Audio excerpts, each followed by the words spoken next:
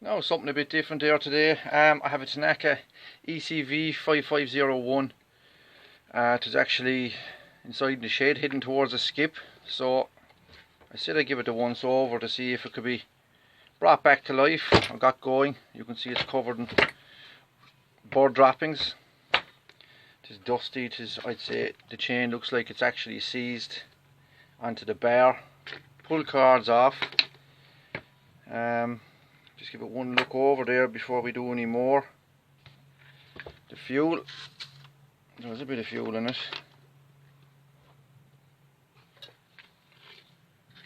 Yeah, it smells like a tin of varnish, so that's going to have to come out.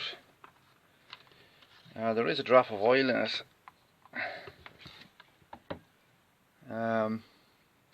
There's actually seemed to be thrown out a drop of oil here. Maybe there's a leak, because this hasn't been moved in years, so I'd say there's a tiny leak. There is oil actually inside in it, but I'd say it's been leaking there with a while. Pull card's gone. We just get that off there. We get that hopefully reattached. No, maybe just the pull cord has gone in it and it's just been left idle. You can see the way it's just frayed here on the end. So we put that aside a minute. What we can do is pop off this bar here. They were on tight. Someone definitely had a few Weetabix that morning.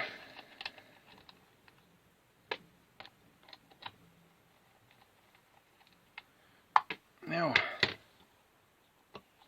we might even back off that adjuster a small bit. The adjuster seems to be okay, it seems to be turning fine. I'll just back it off a little bit just in case that's... No, this could be stuck down. And brake is on. And chain brake seems to be working okay on it. There you go. A fine lot of rubbish in there.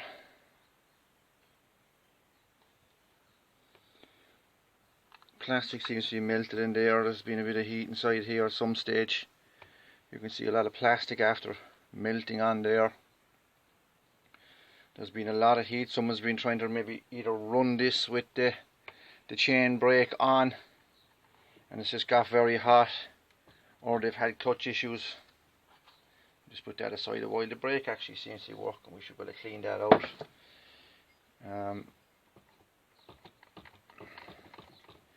So we'll see, can we get this bar off here? It's actually completely stuck onto the bar. This chain.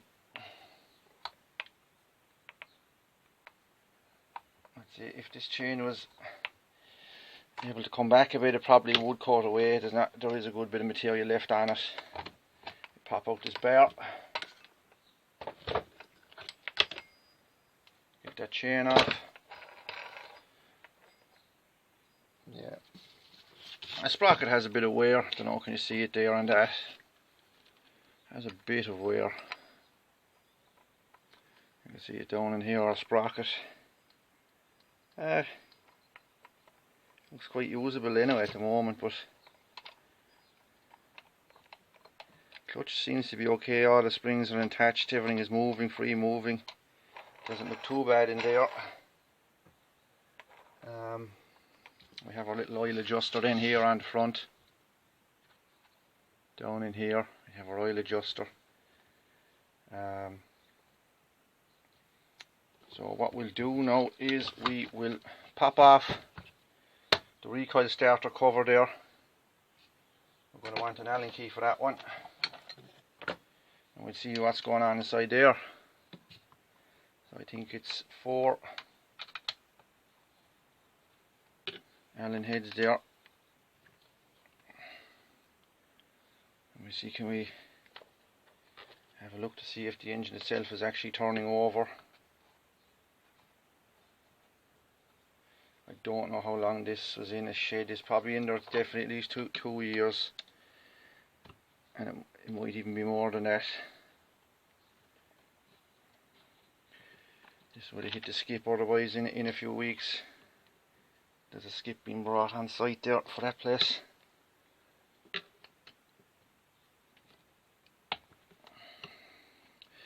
Some of these screws can be well out of the way, it can be hard to get to them sometimes.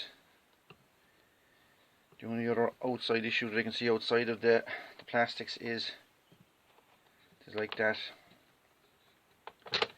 bush there for that handle back here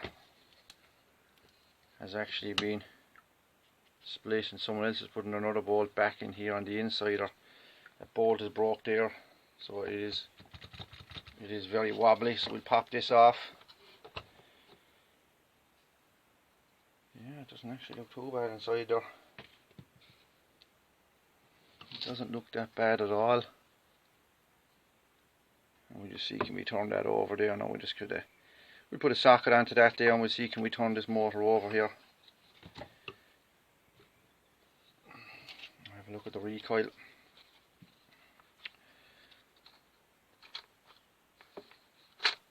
Yeah.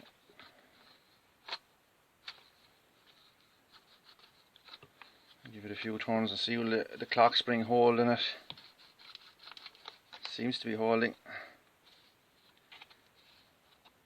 Yeah, that seems to be fine. We just need to get another cord back onto that. I have noticed made in Sweden here on a lot of this, and all this interior stuff, all this inside stuff. Look, made in Sweden, made in Sweden, made in Sweden. So Tanaka would be a Japanese brand, but here you can see Husqvarna AB Sweden and a model number there, so it has been made by Husqvarna. So we'll see, can we get a socket onto this and just try and turn it over a bit. I might even put a drill onto this or something and try and check for spark. That's the reason we want for this.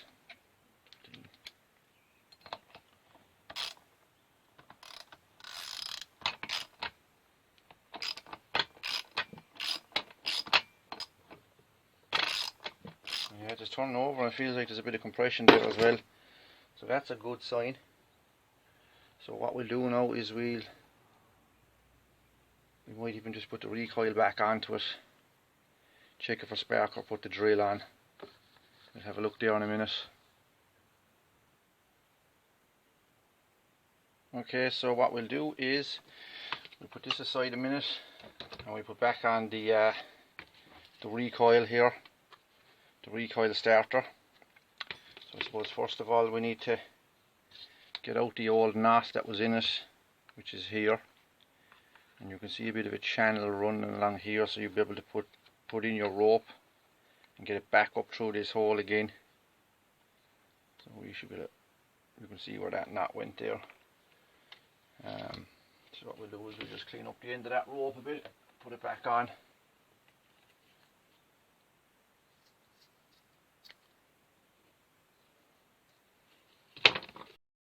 So what we can do now is we can offer in or pull cord here, or string. What I like to do is just burn the ends here just a small bit, just to tie them up, because when you do try to work them through these holes, they will tend to splay out a small bit.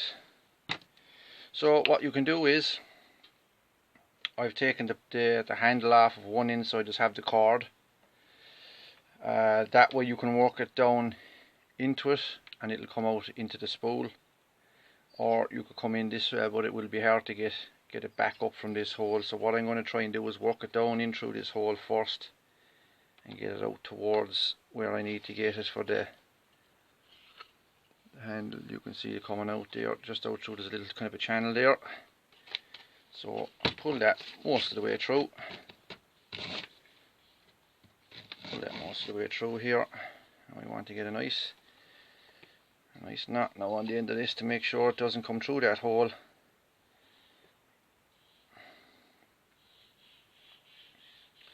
Just a simple knot will probably do you there. You could go for a figure of 8 knot as well. This hole is very small, slightest knot here. You don't want to have the knots too big either, because it will interfere with, you see, your spool will turn but your screw will stay where it is. You don't want the knot kind of hanging up on it. Keep the knots within size, get them nice and tight, sure they don't pop loose. try and offer it down into that hole then that's there for the knot, so it doesn't interfere with anything.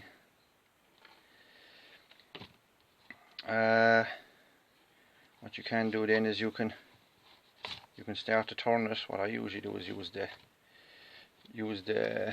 groove that's in the spool to turn it around, work it through it.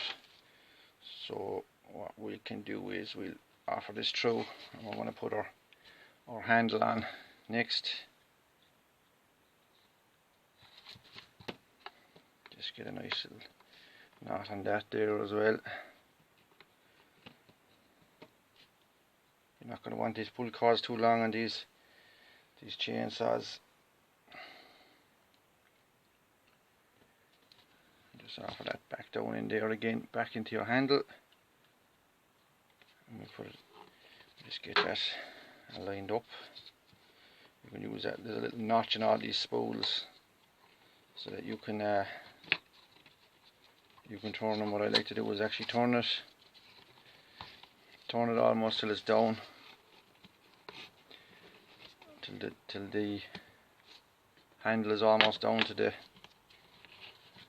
body of the starter. Get around a good few times there, enough that you think will actually pull in get it out of the notch then as well, and it'll recoil it for you. Get it around enough times so that you know it'll take all the pull cord in. There you have it.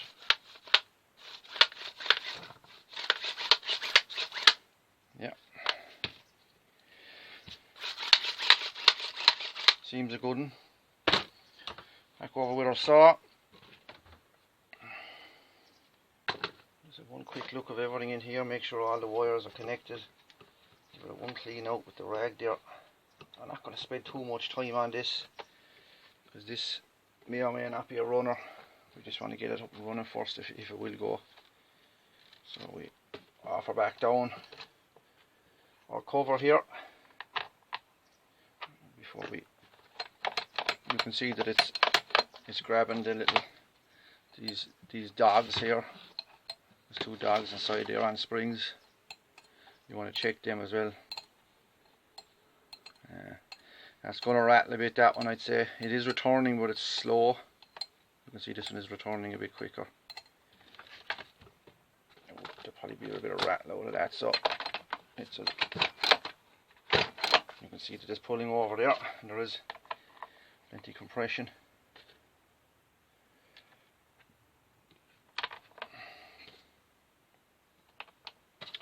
So we just get all our little studs down there.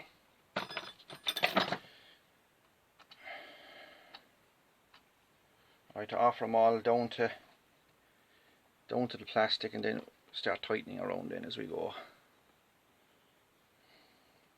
I think this saw is actually a 55cc saw or something around that. I looked it up lately. I don't know, it's between 53 and 55. It would be good for all types of timber, you know. And it's not too heavy. It is an old design, but it's not too heavy that your arms will be pulled off you all day. So hopefully you can go back and do a bit more firewood for the people I got it off of.